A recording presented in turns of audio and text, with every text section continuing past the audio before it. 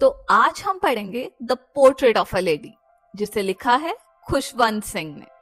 अब तुम सोच रहे होगे कि ये तो बस एक चैप्टर है, पर नहीं, ये वन ऑफ दो स्टोरीज है जो आप शुरू तो कैजुअली करते हो, पर एंड तक आते आते दिल को एक हल्का सा झटका लगता है। ये स्टोरी एक पोते और उसकी दादी के बीच का बॉन्ड दिखाती है, जो बहुत प्योर है, बिना किसी दिखावे के, बिना किसी ड्रामे के, बस असली प्यार। पर जैसे जैसे टाइम बढ़ता है ना, उनका बॉन्ड वैसे वैसे हल्का पड़ने लग जाता है। मतलब वो वाली फीलिंग नहीं है। ऐसा है जैसे कभी कभी हम इग्नोर नहीं करते, पर अब उतना कनेक्शन भी नहीं बचा, उतना टाइम भी नहीं दे पाते। और वहीं पे स्टोरी में आपको लगेगा कि ये तो मेरी लाइफ ही है। कभी सोचा है कि घर के वो लोग जो हमेशा बैकग्राउंड में रहते हैं, असल में वही मेन कैरेक्टर होते हैं। ये स्टोरी सिर्फ इंग्लिश का चैप्टर नहीं है, ये तुम्हें लाइफ का एक सिंपल पर बहुत स्ट्रॉन्ग लेसन देकर जाता है।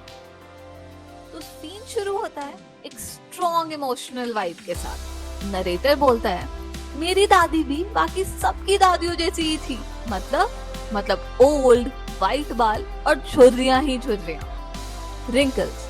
एक्चुअली क्या है ना, उसके दिमाग में एक इमेज फिक्स हो चुकी है, दादी इक्वल्स टू हमेशा से ओल्ड। ना तो उनका कोई पास्ट हो सकता है, ना कोई यंग वर्जन, बस सीधा ओल्ड मोड। अब देखो, ग्रैंडफादर की जो पिक्चर लगी है वो उन्हें कैसे डिस्क्राइब कर रहा है। वाइट दाढ़ी, टर्बन यानी पगड़ी, एकदम पुराने जमाने वाले लोग। उसे लगता है कि जैसे वो 100 साल के हैं, और उसको तो ये तक लगता है कि ये इंसान कभी हस्बैंड या फादर तो हो ही नहीं सकता, बस डिफॉल्ट ग्रैंडफादर है। यहाँ तक कि जब दादी अपने बचपन की बातें बताती हैं कि वो कैसे गेम्स खेला करती थी, दोस्त थे, मस्ती करती थी, तो उसको लगता है कुछ तो गड़बड़ है दया, क्योंकि उसके इमेज में दादी कैसी है, सीरियस, ओल्ड और बस भगवान की बातें करने वाली। यहाँ तक कि जब दादी की स्टोरीज की बात आती है तो उसे वो कितनी धार्मिक कहानियों से कंपेयर करता है,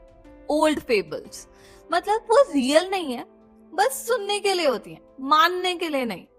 ये थोड़ा फनी है पर थोड़ा डीप भी है, कि हम भी तो अपने घर के एल्डर्स को ऐसे ही देखते हैं ना, जैसे वो कभी यंग थे ही नहीं।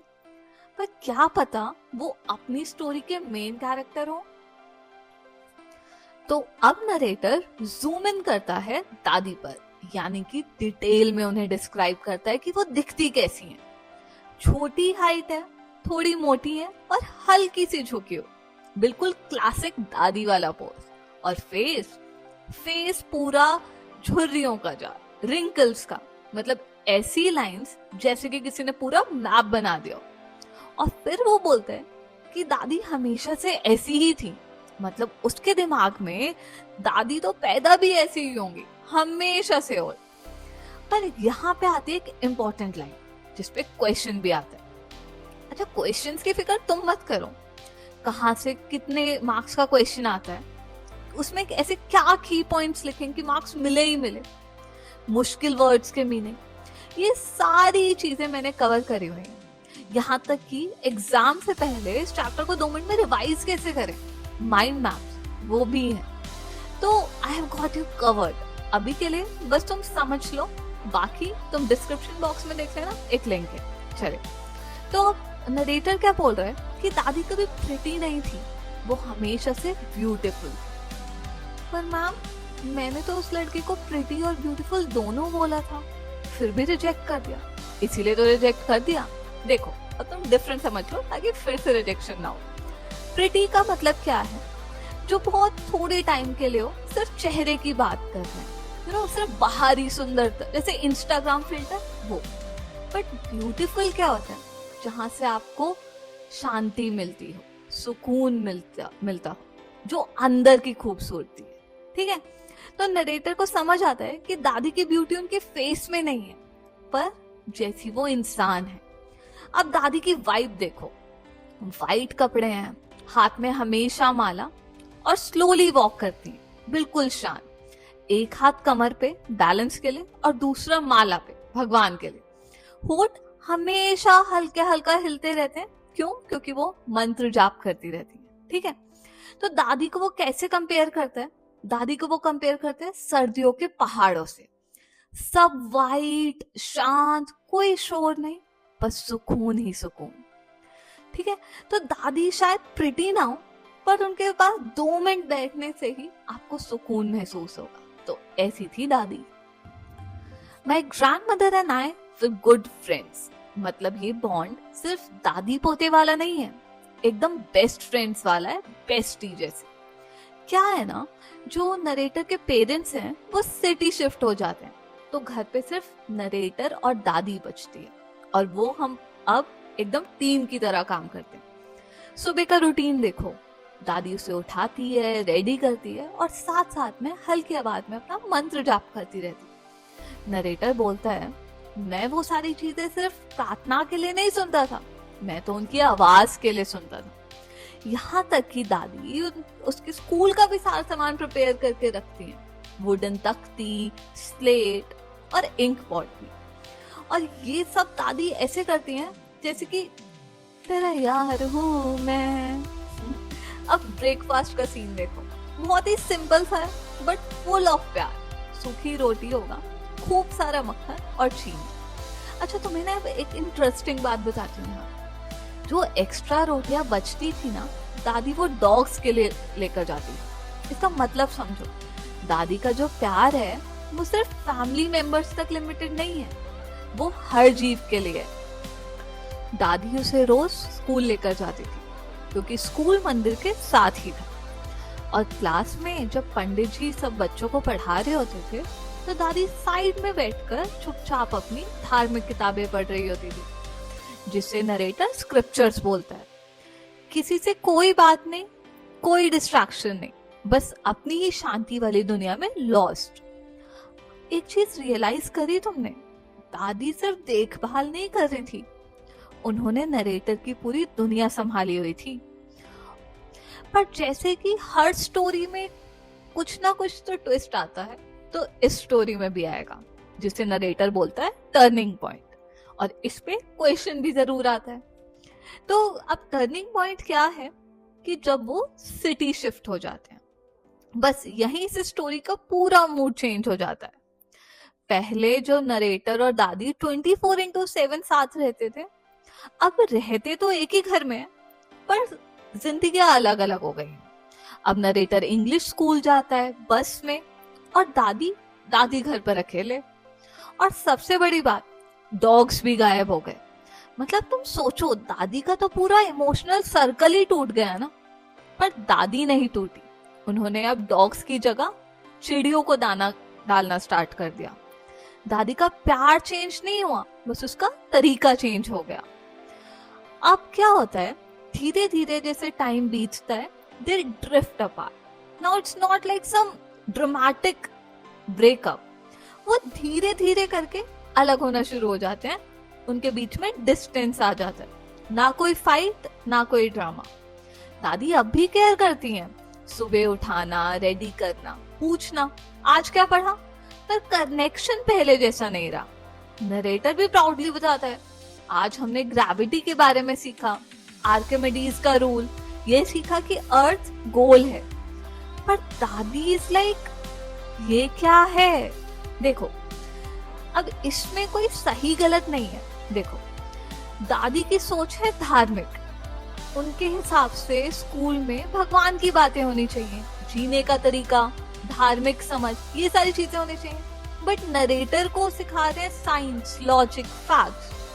अब इसमें फाइनल ट्रिगर क्या होता है, जब नरेटर बोलता है कि अब हमें स्कूल में म्यूजिक सिखाते हैं।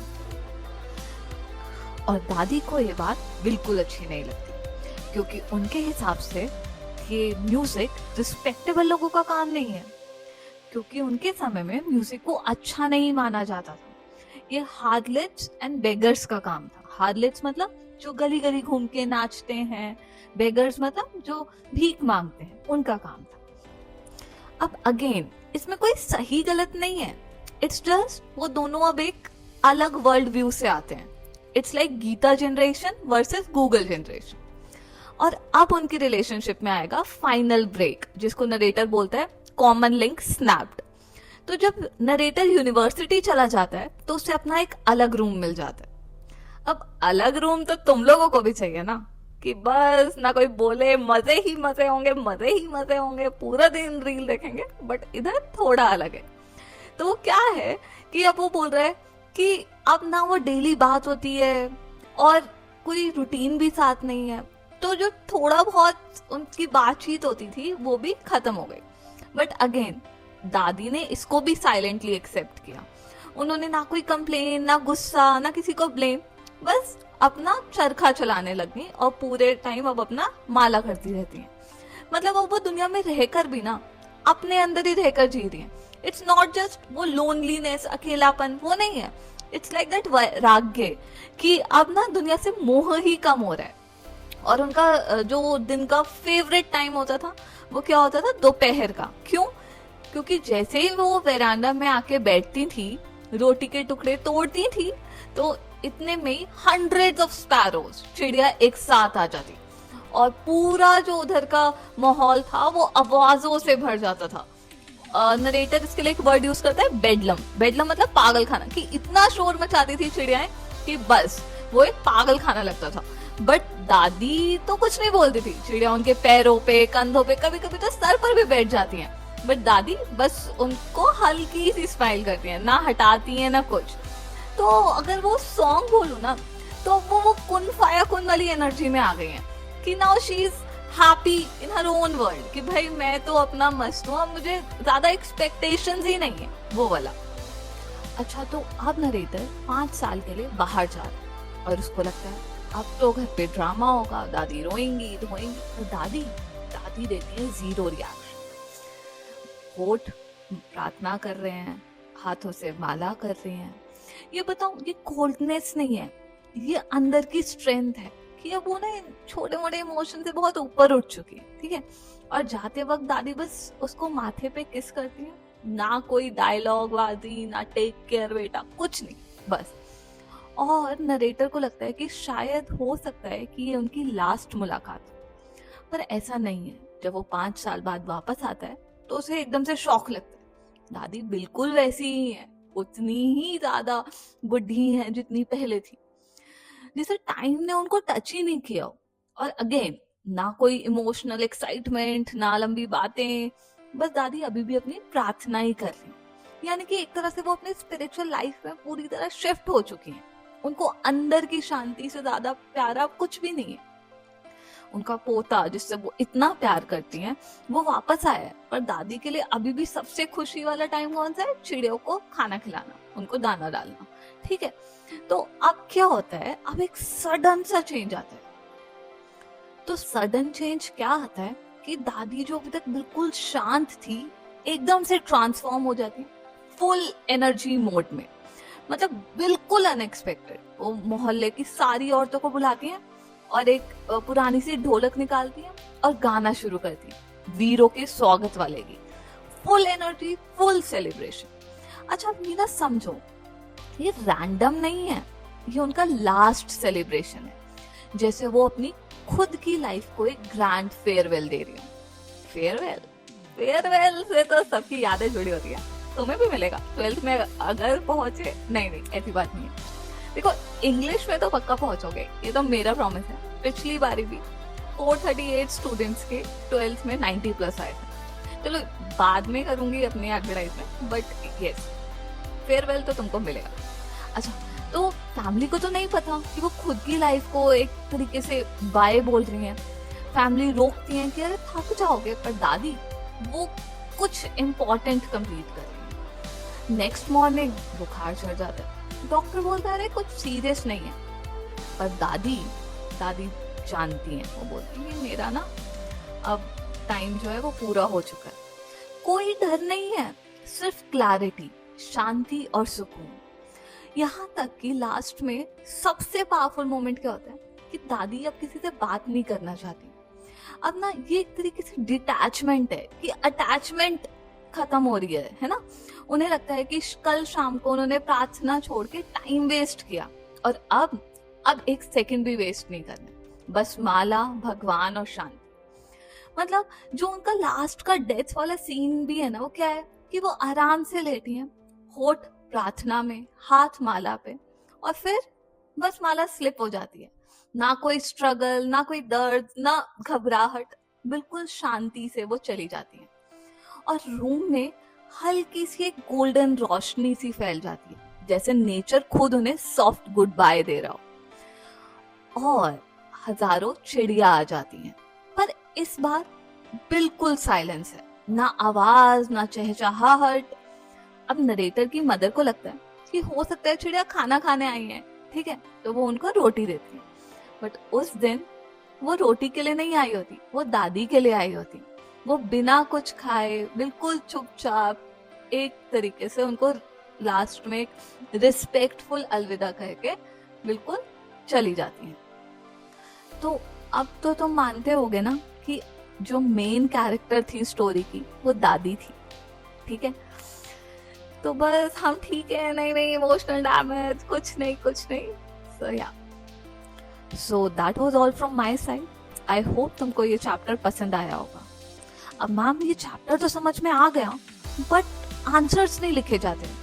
आंसर स्टोरी पता है बट मार्क्स नहीं मिलते। तो मार्क्स की जिम्मेदारी तुम मुझ पे छोड़ दो। कहाँ से कौन सा क्वेश्चन आएगा, किस क्वेश्चन में कौन से ऐसे की पॉइंट्स लिखने जिनसे मार्क्स पक्का मिलेंगे ही मिलेंगे। यहाँ तक कि एग्जाम से पहले 2 मिनट में चैप्टर कैसे रिवाइज करें कि कुछ भी ना छूटे, तो वो माइंड मैप्स भी आप बस एक बार डिस्क्रिप्शन बॉक्स में देखो, लिंक है। I have got you covered.